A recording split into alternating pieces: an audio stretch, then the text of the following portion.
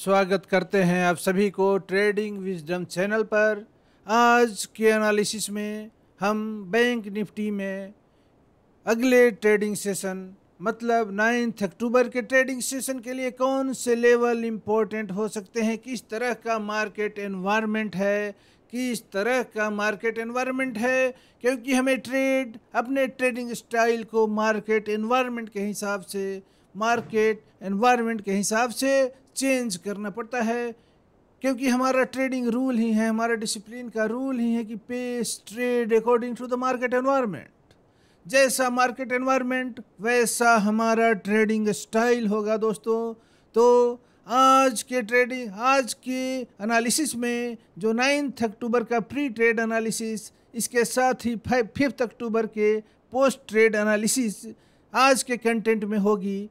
इसमें सबसे पहले जो आपके लिए ज़्यादा महत्व रखता है, ज़्यादा इम्पोर्टेंस है, जिसका अगला ट्रेडिंग सेशन जिसमें आपको ट्रेड करना है, उसमें किस तरह का कौन कौन से लेवल इंपॉर्टेंट हो सकते हैं, प्राइस का ट्रेंड क्या हो सकता है, किस तरह से प्राइस का मूवमेंट हो सकता है, हम बुल्स के साथ ट्रेड लेंगे कि बियर्स के साथ ट्रेड लेंगे, इन सब की जानकारी, ग्लोबल एनवायरनमेंट, लोकल एनवायरनमेंट, सब की जानकारी, candle line pattern, chart pattern, सब की जानकारी एक कंप्लीट 360 डिग्री एनालिसिस के साथ आपका स्वागत करते हैं अपने चैनल में।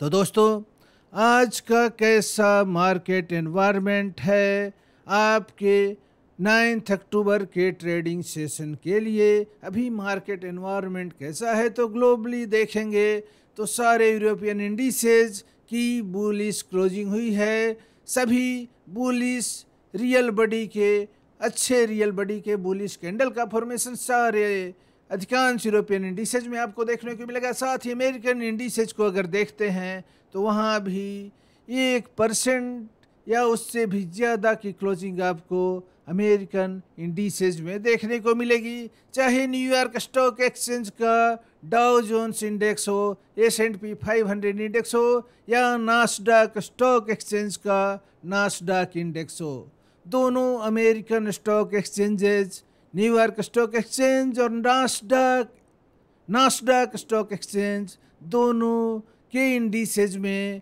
अच्छी बुलिश कैंडल, एक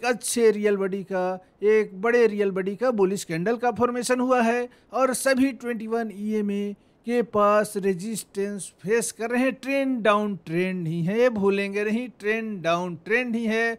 साथ ही नास्डैक स्टॉक एक्सचेंज का जो बैंकिंग इंडेक्स है, वो बैंकिंग इंडेक्स में भी बुलिश क्लोजिंग हुई है और वो भी स्ट्रगल कर रहा है 21 EMA के रेजिस्टेंस के पास, क्योंकि 21 EMA के नीचे है, प्राइस एक्शन 21 EMA के नीचे है। ट्रेंड डाउन ट्रेंड ही है, मेजर ट्रेंड डाउन ट्रेंड ही है।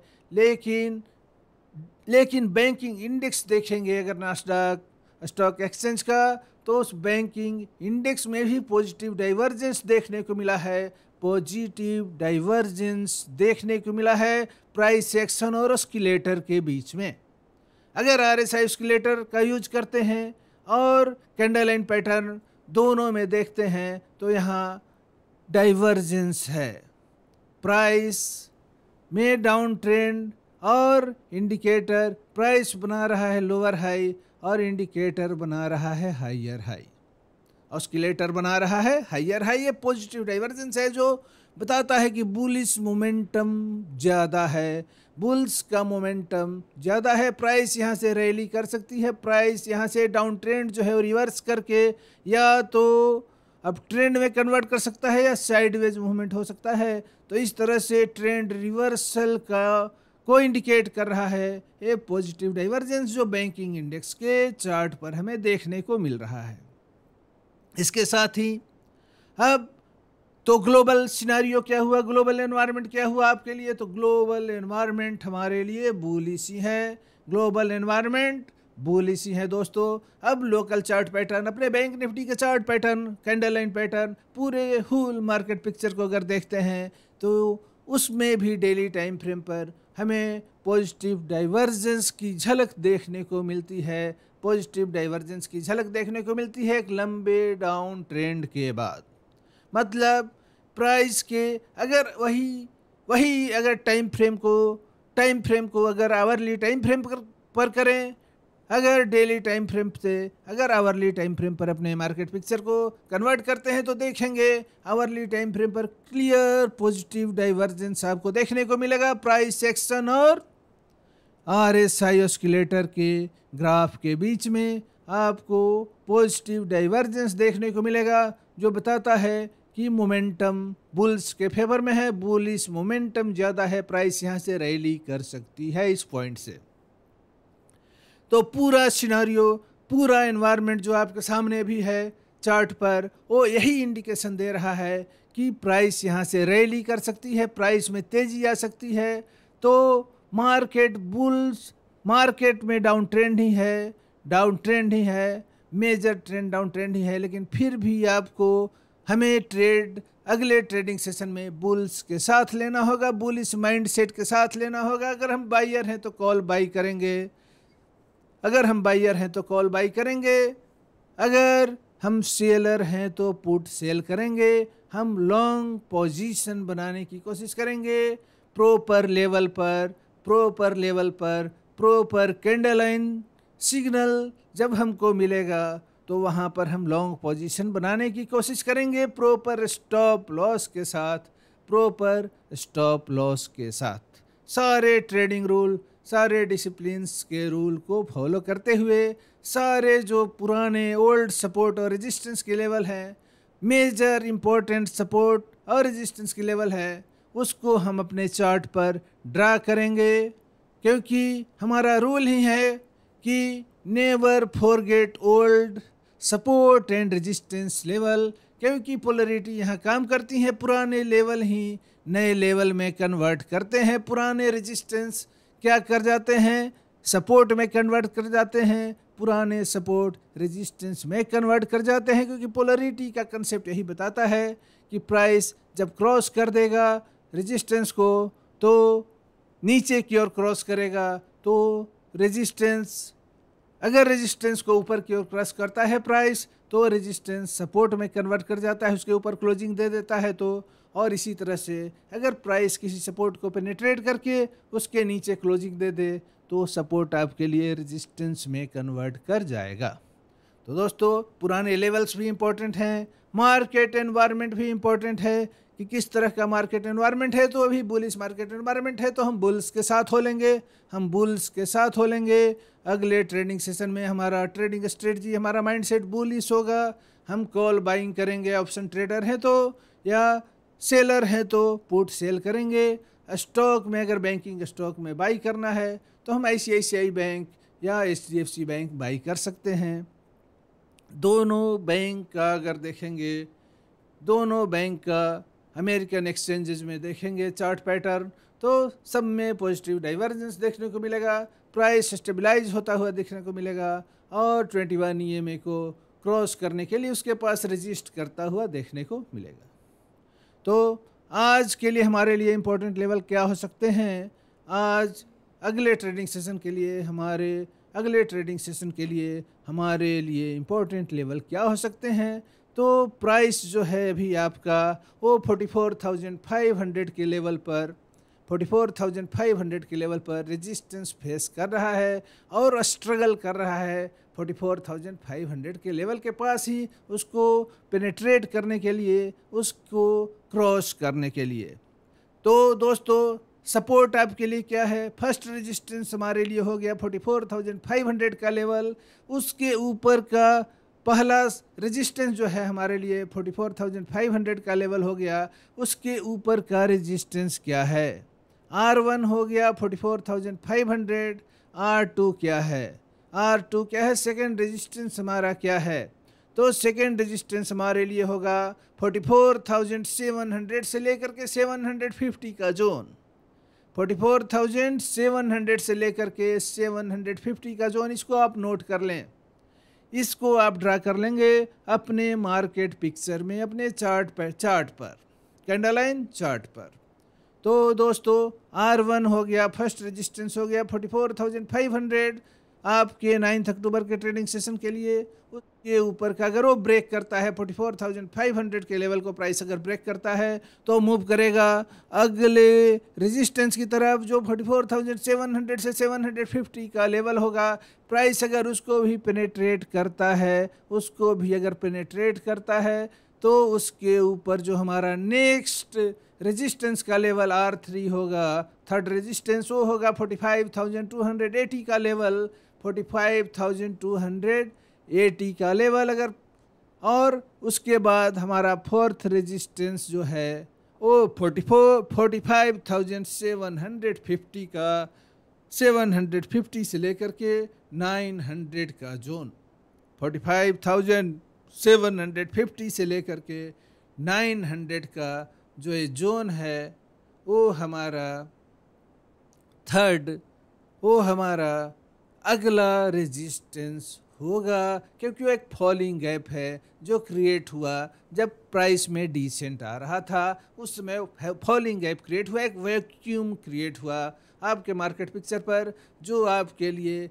रेजिस्टेंस का, इंपॉर्टेंट रेजिस्टेंस का काम करेगा 45,750 से लेकर के 45,900 का जो 150 पॉइंट का जोन है वो, और उसके नीचे जो फॉलिंग गैप है 45,280 से 285 का, जो 5 पॉइंट का ही एक गैप क्रिएट हुआ था प्राइस के डिसेंट के दौरान, तो वो गैप जो है वो गैप भी आपके लिए एक रेजिस्टेंस का ही काम करेगा। तो इस तरह से रेजिस्टेंस के लेवल को समझ लिए कि हमारे लिए R1 हो गया 44,500, R1 हो गया 44,500, सेकेंड रेजिस्टेंस R2 हो गया 44,700 से लेकर के 44,750 का जोन, वो हमारा सेकेंड रेजिस्टेंस।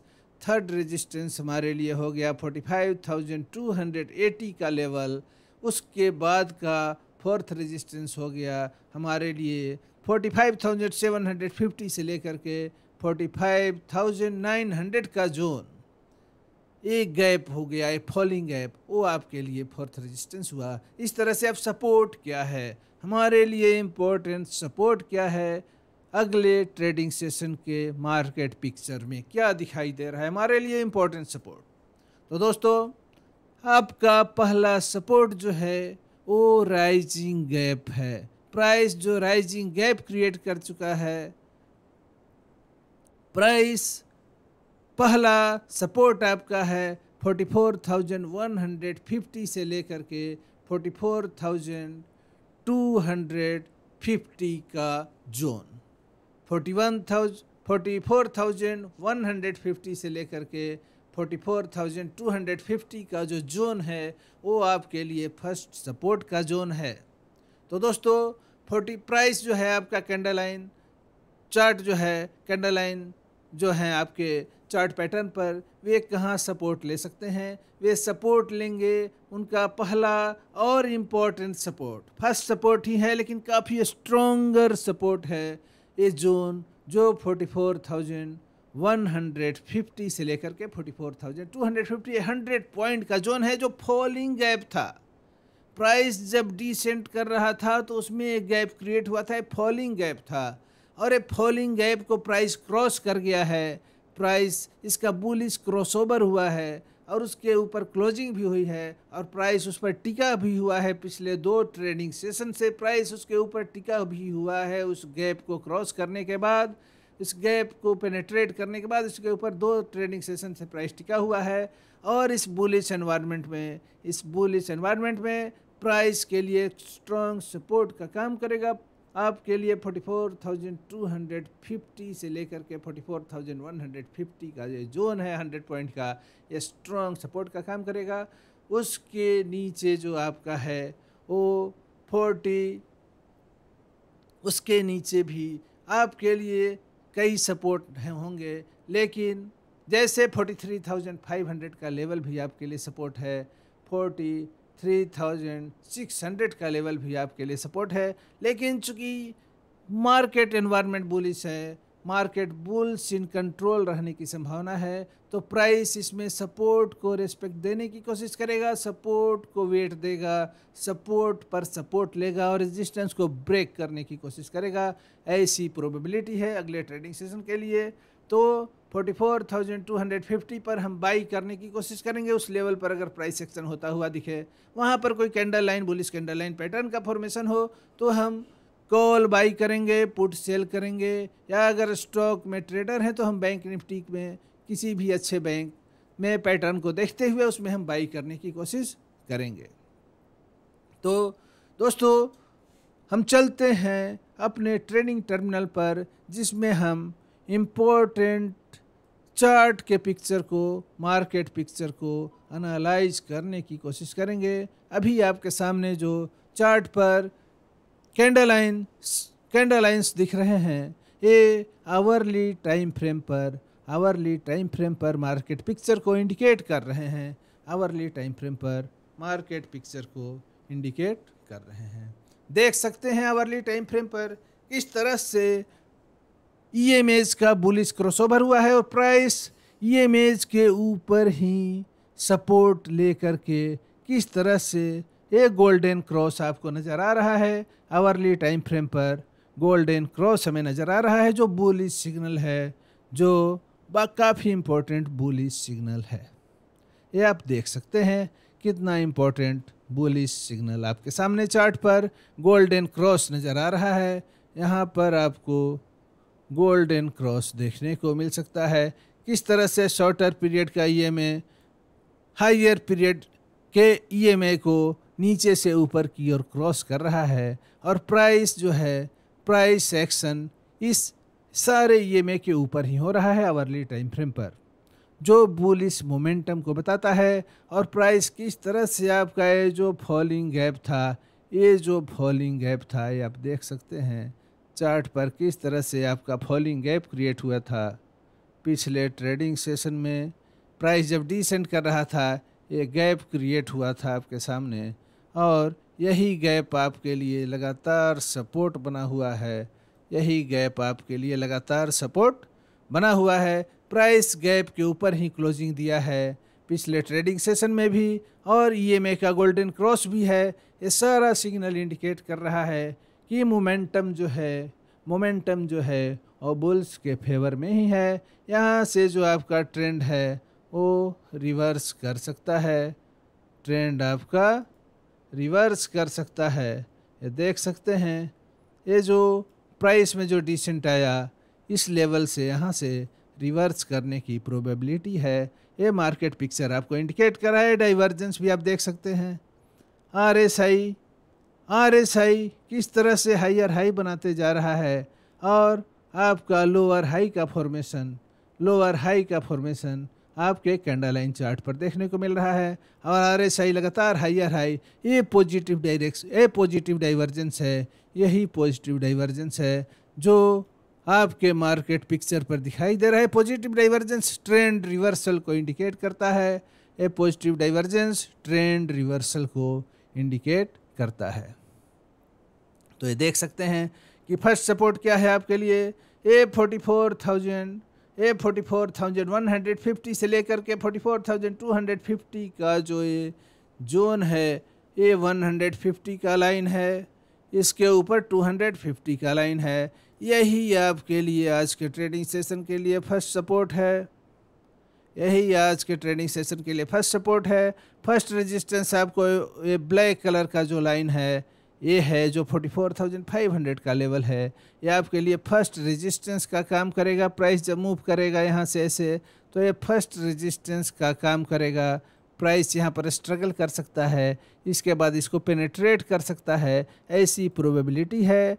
कल के ट्रेडिंग सेशन के लिए, 9 अक्टूबर के ट्रेडिंग सेशन के लिए, इसके बाद क्या होगा, प्राइस को अगला रेजिस्टेंस फेस करना पड़ सकता है 44। यहाँ से क्रॉस करने के बाद इसके ऊपर प्राइस अगर क्लोजिंग दे के स्टेबलाइज करता है और फिर अगर मूव करता है तो अगला इसको रेजिस्टेंस फेस करना पड़ सकता है 44,750 के लेवल के पास। 44,700 से लेकर के 750 के लेवल के पास।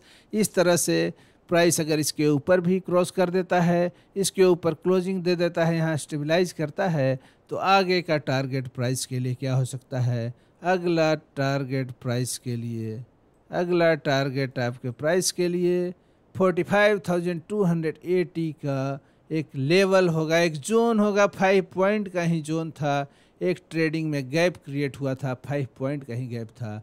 यहाँ पर फिर प्राइस इस तरह से प्रोबेबल रेजिस्टेंस का काम कर सकता है। सारा प्रोबेबिलिटी है, श्योरिटी कुछ भी नहीं है, श्योरिटी कुछ भी नहीं है, श्योर इवेंट्स नहीं है, सब रैंडम है। कैंडल लाइंस या प्राइस का मूवमेंट जो होता है स्टॉक मार्केट में वो रैंडम मूवमेंट होता है, लेकिन हम इसमें प्रोबेबिलिटी तलाशते हैं। हायर प्रोबेबल इवेंट क्या हो सकता है, किस इवेंट की प्रोबेबिलिटी हायर है अगले ट्रेडिंग सेशन के लिए, इसको हम टटोलने की कोशिश करते हैं चार्ट पैटर्न के द्वारा, ग्लोबल एनवायरनमेंट के द्वारा, लोकल एनवायरनमेंट के द्वारा, और बहुत सारे इंडिकेटर्स, ऑस्किलेटर्स और candle line pattern, chart pattern को यूज करते हुए, समझते हुए, और एक अपने पुराने एक्सपीरियंस के द्वारा हम इसको टटोलने की कोशिश करते हैं कि मूवमेंट किस डायरेक्शन में जा सकता है। तो यहाँ पर हम यही कंक्लूजन निकाल पा रहे हैं कि प्राइस के लिए इम्पोर्टेंट सपोर्ट आपके लिए ये होगा। अगला सपोर्ट क्या होगा उसके नीचे का? ये तो S1 हो गया, ये आपके लिए S1 है। ये जो ब्लू कलर का लाइन है वो आपके लिए S2 है, जो 43,850 का लेवल है। 43,850 का लेवल आपके लिए सेकंड सपोर्ट होगा। और आपके लिए रेजिस्टेंस जो है R1, वो R1 44,500 का लेवल होगा। R2 आपके लिए 44,750 का लेवल होगा। R3 आपके लिए 45,280 का लेवल होगा। इसके अलावा और भी बहुत सारे इंपॉर्टेंट लेवल आपको चार्ट पर दिख सकते हैं, बहुत सारे इंपॉर्टेंट लेवल आपको चार्ट पर दिख सकते हैं। अब डेली टाइम फ्रेम पर देखते हैं कि मार्केट कंडीशन आपके लिए क्या था। डेली टाइम फ्रेम पर चार्ट क्या इंडिकेट कर रहा है आपको? डेली टाइम फ्रेम पर चार्ट किस तरह का सिग्नल, किस तरह का मार्केट पिक्चर जनरेट कर रहा है, ये देख सकते हैं। डेली टाइम फ्रेम पर किस तरह से छोटे छोटे spinning top 2G type candle का फॉर्मेशन हो रहा है, किस तरह से 2G टाइप कैंडल का फॉर्मेशन हो रहा है। यहाँ भी आपको डाइवर्जेंस देखने को मिलेगा, यहाँ भी आपको डाइवर्जेंस देखने को मिलेगा। ये देख सकते हैं इसका स्लोप, प्राइस का स्लोप और RSI के स्लोप में यहाँ भी आपको डाइवर्जेंस देखने को मिलेगा। यहाँ अभी डेथ क्रॉस ही है, यहाँ चार्ट पर आपको डेथ क्रॉस ही है, यहाँ पर डेथ क्रॉस ही दिखाई दे रहा है। हाई शॉर्टर टर्म का EMA हाइयर टर्म के EMA को नीचे की ओर पेनिट्रेट किया है, लेकिन स्लोप जो देख सकते हैं EMA का फ्लैट हो चुका है, स्लोप फ्लैट हो चुका है। डिसेंट का प्राइस में डिसेंट का जो मोमेंटम था वो अब थम रहा है, डिसेंट का मोमेंटम अब थम रहा है। प्राइस पर बियर्स का कंट्रोल वीक हो रहा है, यही ये सिग्नल जनरेट कर रहा है। यहाँ देख सकते हैं लगातार 3 ट्रेडिंग सेशन से हायर हाई और हायर लो का ही फॉर्मेशन हुआ है। लगातार पिछले 3 ट्रेडिंग सेशन से कैंडल लाइंस को अगर देखें तो हायर हाई हायर लो का ही फॉर्मेशन हुआ है। कैंडल का रियल बॉडी काफ़ी छोटा है, काफ़ी छोटे रियल बॉडी के साथ जो बता रहा है कि बेयरिश ट्रेंड में वीकनेस आ गई। बियर्स अपना स्ट्रेंथ लूज कर रहे हैं। जो अच्छे रियल बॉडी के candle, red candle, bearish candle का फॉर्मेशन कर रहे थे, अब वैसा नहीं हो पा रहा है। प्राइस हायर हाई और हायर लो का फॉर्मेशन कर रहा है। प्राइस देख सकते हैं यहाँ पर EMA 9 के पास रेजिस्टेंस भी फेस कर रहा है डेली टाइम फ्रेम पर। तो ये डेली टाइम फ्रेम का आपके सामने पिक्चर है, मार्केट पिक्चर है। डेली टाइम फ्रेम के चश्मे से हम देख रहे हैं तो हमें इस तरह का मार्केट एनवायरनमेंट नज़र आ रहा है, इस तरह का मार्केट एनवायरनमेंट नज़र आ रहा है। आवरली टाइम फ्रेम पर भी देख लिया। अब देखते हैं 15 मिनट के टाइम फ्रेम पर। 15 मिनट के टाइम फ्रेम पर हमें किस तरह का मार्केट पिक्चर दिखाई दिया। पिछले ट्रेडिंग सेशन में किस तरह से हम ट्रेड इनिशिएट कर सकते थे, किस तरह से अपना पोजीशन बना सकते थे। देख सकते हैं यहाँ पर मार्केट का ओपनिंग जो होता है 5 अक्टूबर का, देख सकते हैं किस तरह का गोल्डन क्रॉस ईएमए का आपको मिलता है। किस तरह से, जैसा कि हमारा प्रेडिक्शन था पिछले एनालिसिस में कि मार्केट बुल्स इन कंट्रोल रहेगा 5 अक्टूबर के ट्रेडिंग सेशन में, 5 अक्टूबर के ट्रेडिंग सेशन में मार्केट बुल्स इन कंट्रोल रहेगा। हम बुल्स के साथ हो लेंगे और हम बुलिश ट्रेड ही लेंगे, हम लॉन्ग पोजीशन ही बनाएंगे। हम बायर हैं तो कॉल बाई करेंगे, सेलर हैं तो पुट सेल करेंगे।